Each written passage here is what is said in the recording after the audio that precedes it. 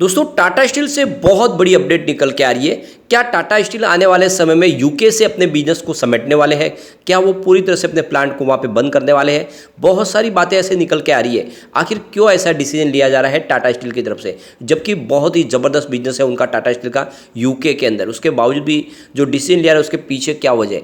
और दूसरी तरफ अगर आप देखें तो टाटा स्टील का बिजनेस बहुत तेज़ी से बढ़ रहा है और विश्व के बहुत सारे देशों में मजबूती के साथ कंपनियां अपने कारोबार को आगे बढ़ा रही है।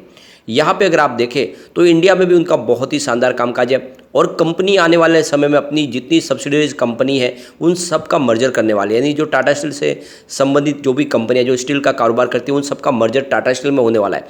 टाटा स्टील की बहुत बड़ी साइज होने वाली है और वर्ल्ड की सबसे बड़ी कंपनी बनने वाली है। ऐसे में क्या इस छोटे से स्टॉक में दाव लगाना चाहिए? छोटा इसलिए कह रहे हैं क्योंकि ये स्प्लिट हो चुका है। 1000 के आसपास इसकी प्राइस थी तो फेस वैल्यू 1 रुपीज़ की गई है तो प्राइस काफ़ी नीचे आ गई है, उस वजह से काफ़ी अट्रैक्शन पैदा हो गया है। और अगर आप देखें तो पिछले 3-4 ट्रेडिंग सेशन से स्टॉक 100 के आसपास ही ट्रेड कर रहा है, 100 से नीचे नहीं जा रहा है। इंट्राडे में भले ही नीचे उतरता है लेकिन फिर से क्लोजिंग 100 के आसपास आ रही है, जो एक तरह से इशारा है कि 100 के नीचे जाने को तैयार नहीं है। जल्दी यहाँ पे बड़ी तेजी बन सके तो टाटा स्टील में क्या इस समय दाव लगाना चाहिए? तो इसकी फाइनेंशियल कंडीशन को देखेंगे, आगे के रिजल्ट की संभावना को देखेंगे और जानने की कोशिश करेंगे क्या टाटा स्टील में निवेश का ये सही मौका है। सबसे पहले अगर हम निफ्टी मेटल की बात करें तो आप देख सकते हो कि हमने फ्राइडे को वहाँ पे गिरावट देखी, जबकि बाजार में 600-700 पॉइंट की तेज़ी थी। निफ्टी मेटल की बात करें तो 5767 के स्तर पर क्लोजिंग थी, 0.64% की गिरावट थी। लेकिन अगर हम टाटा स्टील की बात करें तो 100 के ऊपर क्लोजिंग दी है और पिछले 3-4 दिन से हम 100 पे इसकी क्लोजिंग देख रहे हैं। और यहाँ पे आप देख सकते हो कि 99.90 का इसने लो भी बनाया था। एक बार इसने 100 का नीचे का लेवल दिखाया लेकिन क्लोजिंग 100 पे रही है, जो बहुत अच्छी बात है। इसके बीच में जो इंटरनेशनल मार्केट से खबर निकल के आ रही है वो बहुत ही ज़्यादा खराब है बाजार के लिए, क्योंकि सभी बाजारों में बहुत ही ज़बरदस्त गिरावट हुई है।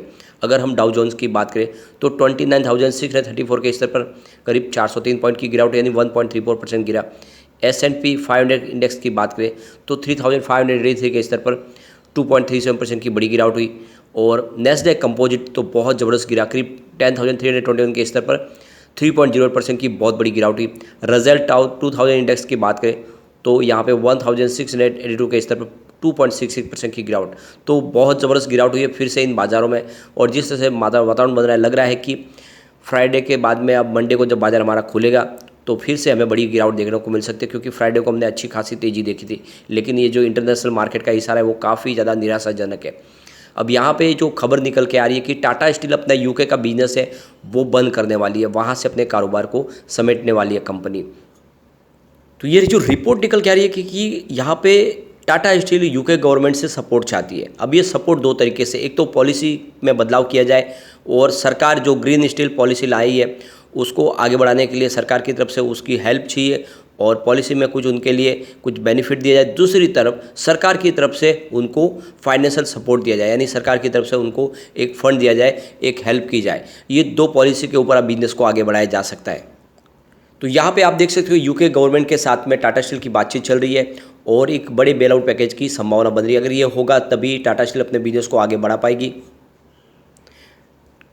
वरना उनको बिजनेस को बंद करना होगा। यहाँ पे अगर आप देखें तो टाटा स्टील के यूके के जो प्लांट्स हैं वहाँ पे करीब 8000 एम्प्लॉयज़ काम कर रहे हैं। ऐसे में बड़े रोजगार का संकट भी पैदा हो सकता है। अब यहाँ पे टाटा स्टील की तरफ से करीब 1.5 बिलियन पाउंड्स की मदद मांगी गई है यूके गवर्नमेंट की तरफ से, क्योंकि टाटा स्टील चाहती है कि जो नेट जीरो कार्बन पॉलिसी यानी COT है उसको कम किया जाए। उसके लिए नई टेक्नोलॉजी को इंस्टॉल करना होगा और उसके लिए बहुत सारे फंड की जरूरत पड़ेगी।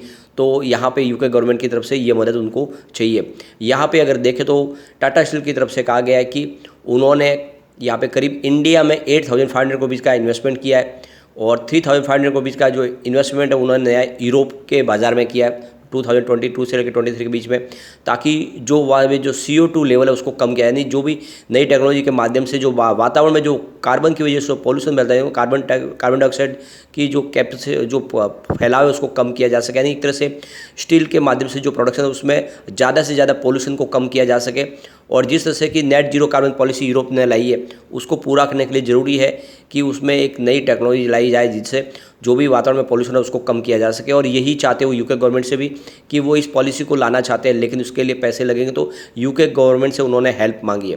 अब यहाँ पे क्लेरिफिकेशन भी दिया गया उनकी तरफ से, जो बातचीत निकल के आ रही है कि जो बातें लगातार बाजार में आ रही है, मीडिया में आ रही है कि कंपनी यूके का बिजनेस बंद करेगी, तो यहाँ पे कहा है कि ये सिर्फ फिलहाल कल्पना की बातें, ऐसी बात नहीं है कि हम बिजनेस बंद करने वाले, लेकिन फिर भी हम यूके की गवर्नमेंट के साथ में बातचीत कर रहे हैं और हम चाहते हैं कि इसका कोई नतीजा निकले।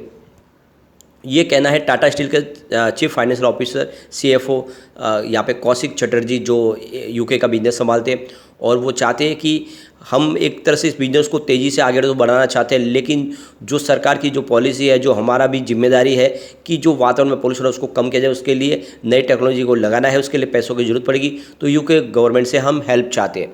तो कुल मिला के हो सकता है कि अगर ये हेल्प नहीं मिलेगी तो फिर यूके से बिजनेस को बंद किया जा सकता है।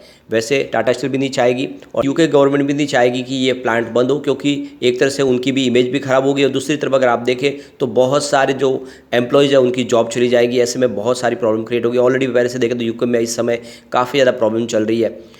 यहाँ पे टाटा स्टील की अगर हम बात करें तो कंपनी फंडामेंटली बहुत ही मजबूत है। इसका मार्केट कैप देखें तो 1,22,253 करोड़ रुपीज़ का है। इसकी करंट प्राइस 100 रुपीज़ की है।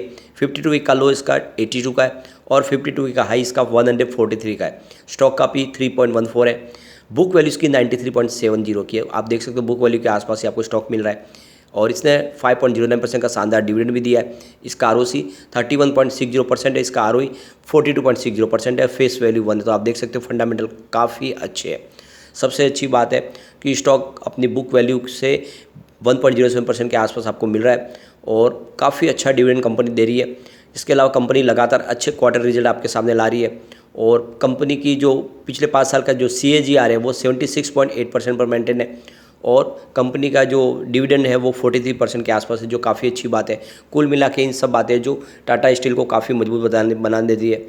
दूसरी तरफ अगर आप देखें तो इनके रिजल्ट में आपको कुछ दबाव दिखाई देगा। इसके पीछे वजह थी कि पिछले 1 साल से स्टील सेक्टर की जो प्राइस है, रॉ स्टील की प्राइस बड़ी अप डाउन भी काफ़ी ज़्यादा था। दूसरी तरफ सरकार की तरफ से एक्सपोर्ट ड्यूटी लगाई गई। इन सारी बातों की वजह से दबाव काफ़ी रहा।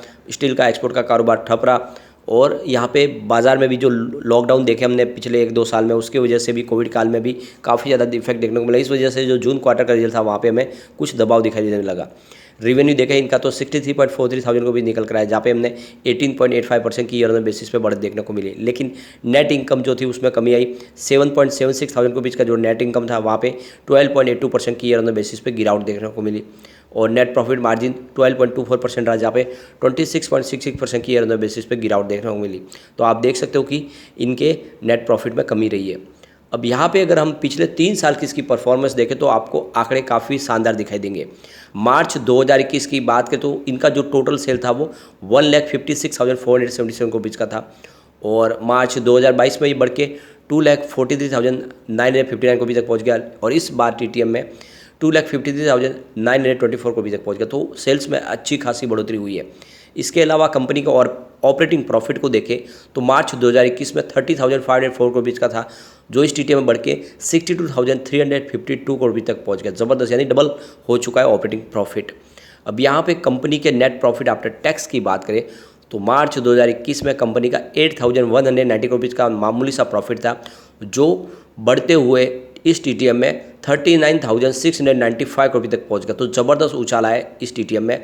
तो आप देख सकते हो प्रॉफिट में बढ़ोतरी है, लेकिन पिछले साल से कंपेयर करें तो कुछ आपको प्रॉफिट कम होता हुआ दिखाई देगा, क्योंकि पिछले साल ये 41,749 करोड़ के आसपास था। कुल मिला के ये बहुत ही शानदार रिजल्ट है और इसमें आपको इन्वेस्टमेंट करना चाहिए। आने वाले समय ये आपको टाटा स्टील मालामाल कर देगा। नजरिया लॉन्ग टर्म का है तो आने वाले समय आपको 1000 का टारगेट आराम से दिखा सकता है। तो इस समय आपको टाटा स्टील में निवेश करना चाहिए। लेकिन फ्रेंड, कोई भी इन्वेस्टमेंट करने से पहले अपने फाइनेंशियल एडवाइजर से बारे ले ले या अपना खुद का रिसर्च करें, क्योंकि मैंने वीडियो आपके एजुकेशनल पर्पज़ के लिए ही बनाया। वीडियो पसंद आए तो लाइक से जरूर कीजिए और चैनल को सब्सक्राइब कर दीजिए। Thank you.